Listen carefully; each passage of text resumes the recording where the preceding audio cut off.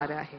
रोहिणीताई आणि वरुण, या रोडमॅपनं महाराष्ट्राचा जो आपण विकास अपेक्षित धरतोय, महाराष्ट्राची जी प्रगती अपेक्षित धरतोय, ती साधली जाईल असं तुम्हाला दोघांना वाटतं का? तुमचं मत रोहिणीताई आधी. सगळ्यात पहिले मी IBN लोकमतचे मनापासून आभार व्यक्त करेल की तुम्ही हा कार्यक्रम म्हणजे समृद्ध महाराष्ट्र ह्या विषयावरती चर्चासत्र आयोजित केलं आणि आमच्या सगळ्यांना ऐकून घेतायत की महाराष्ट्राच्या जनतेला, महाराष्ट्राला समृद्ध करण्यासाठी काय केलं गेलं पाहिजे. खरं तुमचं सगळ्या टीमचंही मनापासून अभिनंदन आणि कौतुक करेल.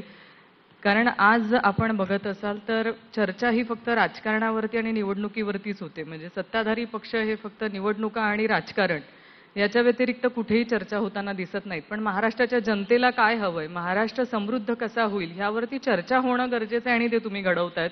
त्यासाठी तुमचं सगळ्यांचं मनापासून अभिनंदन. मला बोलवलं ह्या चर्चेसाठी, त्यासाठी देखील आभार. खरं महाराष्ट्र समृद्ध होण्यासाठी अनेक गोष्टी आहेत, पण आपण आत्ता जर सगळ्यात पहिले मी भारताच्या याच्यावरती जाऊयात की महाराष्ट्र हा सगळ्यात जास्त टॅक्स पेयर म्हणून आज भारताच्या प्रगतीमध्ये सगळ्यात मोठा वाटा हा महाराष्ट्राचा आहे. पण आजही महाराष्ट्राच्या जनतेला काय मिळतंय जर आपण विचार केला तर भोपळा का टरबूज काय मिळतंय हा आपण विचार करायला लागणार आहे. कारण आजही तरुणाई मोठ्या संख्येने बेरोजगारी आपल्याला बघायला मिळते. शेतकरी बांधव हवालदिल झालेले आहेत. शेतकऱ्यांच्या आत्महत्या ह्या मोठ्या प्रमाणामध्ये महाराष्ट्रात आहेत. महिला अत्याचाराच्या घटना ह्या मोठ्या प्रमाणामध्ये आपल्याला बघायला मिळत आहेत. एकीकडे आपण म्हणतोय हा समृद्धकडे जातोय का, आपण इन्फ्रास्ट्रक्चर मोठ्या प्रमाणामध्ये देण्याचा प्रयत्न करतोय. मोठे मोठे रस्ते असतील, समृद्धी महामार्ग असतील, कोस्टल रोड असतील, हे सगळं देण्याचा प्रयत्न करतोय.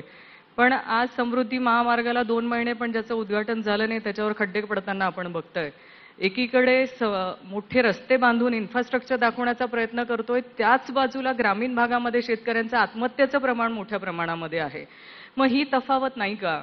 एकीकडे मोठ्या मोठ्या गोष्टी करायच्या, मोठा खर्च करायचा, मोठ्या इन्फ्रास्ट्रक्चर द्यावा. इन्फ्रास्ट्रक्चर देण्यासाठी आमचा विरोध नाही, पण ते देत असताना सामान्य नागरिक, जो गोरगरीब नागरिक आहे महाराष्ट्रातला, त्याला आपण न्याय देऊ शकतोय का, हा देखील विचार करणं गरजेचं आहे. शेतकरी बांधवांसाठी आपण काय करतोय? अनेक घोषणा आपण आतापर्यंत करत आलोय शेतकऱ्यांसाठी, पण त्यांना कितीपर्यंत आपण मदत केली आहे का? त्यांच्या धान्याला भाव देऊ शकलोय का?